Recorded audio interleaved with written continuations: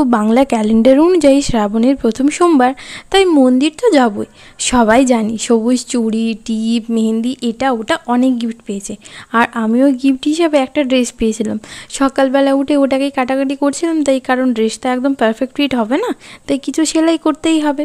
এরপরে আর কি স্নান টান করে ড্রেস পরে একদম রেডি হয়ে গেলাম মন্দিরে যাওয়ার জন্য। যা কিছু লাগবে ওগুলো স্নান করে আগেই গুছিয়ে রেখে এসেছি, কারণ রেডি হয়ে সোজাই বেরোবো। আজ তো সোমবার, মন্দিরে ভালোই ভিড় হবে। যেহেতু স্কুটি নিয়ে যাব, তাই জন্যই মা বললো যে ব্যাগের ভেতরে সব কিছু তাহলে ভরে নে, ওখানে গিয়ে গুছিয়ে নিস। আমি বলি তাই ভালো। এরপরে মন্দিরে এলাম।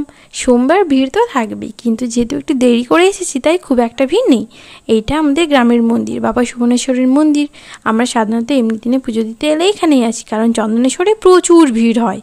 এরপর ফল টলগুলো কাটাকাটি করে মন্দিরে পুজো টুজো দিয়ে যখন বাড়ি ফিরি, তখন প্রায় 12:30। আর রোদে একেবারে মাথা যেন ফেটে যাচ্ছে। চলুন টাটা, আশা করি আপনাদের দিনটা ভালো কেটেছে।